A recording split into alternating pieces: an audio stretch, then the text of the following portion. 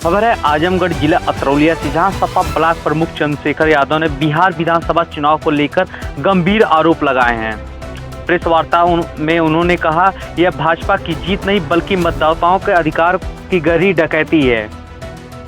उन्होंने आरोप लगाया कि चुनाव से ठीक पहले बिहार में एसआईआर प्रक्रिया जल्दबाजी में लागू की, जिससे लाखों लोगों ने अपना मताधिकार से वंचित हो गए। वहीं चंद्रशेखर यादव ने कहा, एसआईआर प्रक्रिया सामान्य 6 महीने में लेती है, लेकिन इसे तेजी से पूरा करने के लिए पूरे राज्य में भ्रम की स्थिति पैदा की गई। चुनाव आयोग पर निशाना साधते हुए उन्होंने कहा, निर्वाचन आयोग अब स्वतंत्र संस्था नहीं रहा, वह भारत सरकार का आयोग बनकर काम कर रहा है। उन्होंने टीएन सेशन का हवाला देते हुए कहा कि आज चुनाव आयोग अपनी मूल भूमिका में भटक गया। उन्होंने बताया कि यूपी में एसआईआर प्रक्रिया के लिए 2 वर्ष का समय मिला है और समाजवादी पार्टी बूथ बूथ पर नजर रखकर लोगों को जागरूक कर रही है। चंद्रशेखर यादव ने दावा किया 2027 में यूपी में पूर्ण बहुमत की सरकार बनेगी। उन्होंने कहा कि महंगाई, बेरोजगारी और युवाओं को धोखे का अंत समाजवादी सरकार ही करेगी। प्रेस वार्ता में कई सपा कार्यकर्ता मौजूद रहे। बिहार चुनाव के लिए क्या कहेंगे? नतीजे आ गए हैं, बीजेपी पूर्ण बहुमत के साथ सरकार बनाने जा रही है। आप लोग भी दावा कर रहे थे कि समाजवादी पार्टी और मतलब कि और पार्टी भी दावा कर रही थी बिहार में अब इस वक्त सत्ता पलट है, क्या कहना चाहेंगे इसमें? ये बीजेपी सरकार बनाने नहीं जा रही है, बल्कि ये कहिए कि देश के लोकतांत्रिक देश में, बापू के इस भारत में निर्वाचन आयोग को, जो भारत का निर्वाचन आयोग नहीं था, इस देश के जब कभी प्रधानमंत्री चंद्रशेखर सिंह हुआ करते थे तो इस देश के निर्वाचन आयोग टीएन सेशन ने एक बयान दिया था कि मैं भारत सरकार का निर्वाचन आयोग नहीं हूं, बल्कि मैं भारत का निर्वाचन आयोग हूं। कहीं न कहीं उस भारत के निर्वाचन आयोग पे जितने प्रश्न चिन्ह लग रहे हैं उतना नहीं लगना चाहिए, क्योंकि एक संवैधानिक संस्था है और ये चुनाव भारतीय जनता पार्टी नहीं जीती है।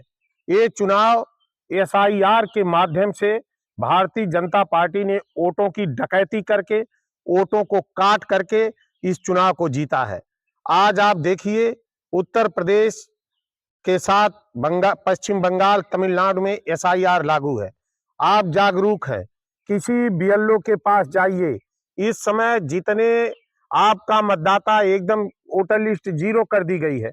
एक एक परिवार में जितने मतदाता होंगे उतने फॉर्म दिया जाएगा, उतने पे फोटो चस्पा किया जाएगा और तब जाकर के पुनः मतदाता बनाया जाएगा।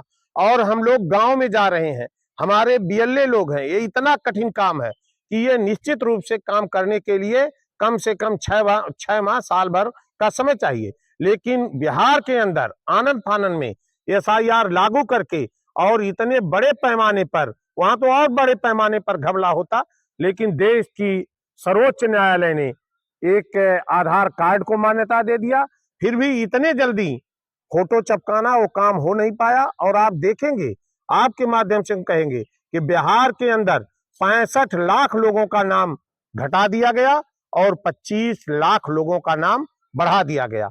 मतलब कि इतने दिन के अंदर 65 लाख लोग मर गए और 25 लाख लोग नए पैदा हो गए। ये कहीं ना कहीं एसआईआर के माध्यम से चुनाव में घपला करने की साजिश के तहत बिहार की ये वोटों पर डकैती डाल करके वहां भारतीय जनता पार्टी के गठबंधन की सरकार बनी है। हम आपके माध्यम से बताना चाहते हैं कि निश्चित रूप से एसआईआर उत्तर प्रदेश में हो रहा है और समाजवादी पार्टी एक एक बूथ पर, एक एक वोट पर पैनी नजर रख करके हमारे यहाँ के सभी उच्च अधिकारियों से बात हो रही है और उच्च अधिकारियों का रवैया बहुत ही सकारात्मक है और एक एक वोट बढ़ेगा और निश्चित रूप से 2027 में अखिलेश यादव उत्तर प्रदेश में प्रचंड बहुमत की सरकार बनाएंगे। क्योंकि हम आपको बता दें कि उत्तर प्रदेश का ये इतिहास रहा है। आप देखेंगे, ऑन रिकॉर्ड आप देखेंगे कि 2014 का जब लोकसभा का चुनाव हुआ, भारतीय जनता पार्टी बड़ी सीटें जीती लोकसभा का और 2017 में भारतीय जनता पार्टी प्रचंड बहुमत के साथ उत्तर प्रदेश में सरकार बनाई। पुनः जब लोकसभा का चुनाव 2019 में हुआ, हमारा सपा बसपा गठबंधन फेल हो गया और भारतीय जनता पार्टी पुनः जीती और 2022 के चुनाव में भारतीय जनता पार्टी ने पुनः उत्तर प्रदेश की हुकूमत पर कब्जा कर लिया।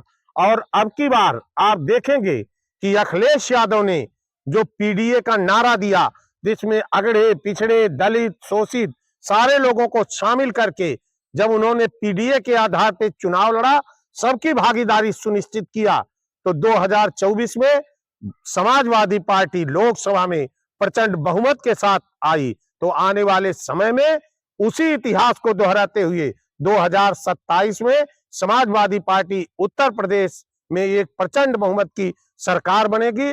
और जो महंगाई बेरोजगारी उत्तर प्रदेश की ये नौजवानों को छलने का काम किया जा रहा है, निश्चित रूप से वो समाप्त होगा।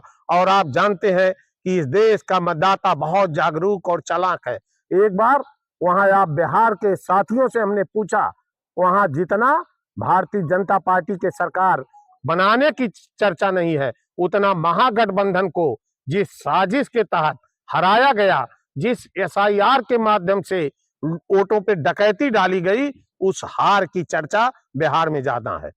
यूपी में भी हो रहा है, तो किस तरीके से उसको और रोकने का प्रयास किया जाएगा? इस तरीके से जो आप आरोप लगा रहे हैं उसको कैसे किया जाएगा? और यूपी में बिहार में जो काम 1-1.5 महीने के अंदर हो गया, यूपी में इस देश की सर्वोच्च न्यायालय ने जब निर्वाचन आयोग को आदेशित किया, तो वो काम उत्तर प्रदेश के अंदर 2 साल पहले हो रहा है। और जब 2 साल पहले होगा, तो आप कल्पना कर सकते हैं कि 1.5 महीने में और 2 साल में कितना अंतर है। एक वोटों की हमारी बीएलए गहन परीक्षण करेंगे और समूचे उत्तर प्रदेश में एक वोट शामिल होगा। और अब की बार जो डकैती एक बार कर लिए, वो डकैती पुनः उनकी नहीं चलेगी। अखिलेश यादव राष्ट्रीय अध्यक्ष जी कह रहे हैं कि हर गांव-गांव में जाएंगे, इस तरीके से जो वोटर हैं उनको जागरूक करेंगे और इस तरीके से उन लोगों का नाम जो भी एसआई फॉर्म में भरने के लिए सहयोग करेंगे। क्या कहना चाहेंगे? हाँ, ये हो रहा है। हमारे लखनऊ के पार्टी कार्यालय में लगातार विधानसभा वार इसकी बैठक हो रही है। और हम आपके माध्यम से कह रहे हैं कि हमारा उत्तर प्रदेश में अतरौलिया विधानसभा के राज्य सरकार का बीएलओ होंगे और राजनीतिक पार्टियों के बीएलए होंगे। हमने अपना नाम दे दिया और बीएलओ के साथ बीएलए की बैठक होगी। गांव-गांव राष्ट्रीय अध्यक्ष भी जाएंगे, हम लोग जाएंगे और उत्तर प्रदेश की जनता बेसब्री से बिहार के परिणाम आने के बाद उत्तर प्रदेश की जनता और जागरूक हो गई है कि इनके हर बार हथकंडे नए-नए अपनाए जाते हैं। कभी धार्मिक उन्माद फैला करके, कभी गेहूं चावल के नाम पर, कभी 2000 रुपए के नाम पे, बिहार में तो 10,000 रुपया कर दिए। तो बिहार की उत्तर प्रदेश की जनता आदरणीय चौधरी साहब के जमाने के उस नारे को याद कर रही है, जब देश के गांव गलियों में नारा होता था कि दही पूरी राज के वटवा स्वराज के। तो ये इस तरह के बात हम लोग चलेंगे, गांव में बताएंगे, गरीबों को बताएंगे, नौजवानों को बताएंगे और उत्तर प्रदेश में एक लोकतांत्रिक सरकार बनाने का काम करेंगे। लास्ट सवाल पूछेंगे, आपके अनुसार इस समय प्रदेश की सबसे बड़ी समस्या क्या है और समाजवादी पार्टी उसको कैसे हल करने का? इस समय उत्तर प्रदेश के अंदर सबसे बड़ी समस्या बेरोजगारी है। बेरोजगारी से बड़ी समस्या इस प्रदेश के अंदर कोई नहीं है। आज आप देखेंगे, हम इलाहाबाद में रह करके हमने भी प्रतियोगी परीक्षाओं की तैयारी किया है। इलाहाबाद के अंदर चाहे माध्यमिक शिक्षा चयन बोर्ड का एलनगंज का कमीशन हो, चाहे उत्तर प्रदेश का लोक सेवा आयोग का कमीशन हो, और आप देखे होंगे आरओ और एआरओ की कितनी बार परीक्षाएं स्थगित कर दी गई। आज लाखों लाख नौजवान जो अपने सपने लेकर के इलाहाबाद, बनारस से लेकर लखनऊ की गलियों में, एक परिवार का बच्चा जब बाहर पड़ता है, उस परिवार का विकास रुक जाता है। और कहीं ना कहीं उनके विश्वास, उनके भविष्य के साथ जो सरकार ये छलने का काम कर रही है, आने वाले समय में उत्तर प्रदेश का बेरोजगार अंगड़ाई लेगा और निश्चित रूप से समाजवादी पार्टी के नेतृत्व में महागठबंधन की सरकार बनेगी। क्या लगता है आपको कि वर्तमान सरकार जनता की अपेक्षाओं पर खरी उतर रही है? जनता के अब हम क्या बताएं, आप खुद महसूस करिए। इस समय बताओ, लगन का सीजन चल रहा है और बाजारों में आप जाके देखिए कि चहल पहल क्या है। आज दुकानदार परेशान है, आदमी की क्रय शक्ति खत्म हो गई है। आप गांव में जाइए, केवल समूह के माध्यम से कर्जे बांट करके समूह के माध्यम से कर्जे बांट दिए जा रहे हैं और उन्हीं कर्जों के माध्यम से केवल ये प्रदेश की सरकार लोगों को गुमराह करके रख रही है और चारों तरफ हाहाकार का वातावरण है।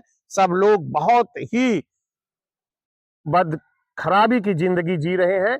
चारों तरफ अंधकार ही अंधकार है, सब तरफ बहुत बेकारी है।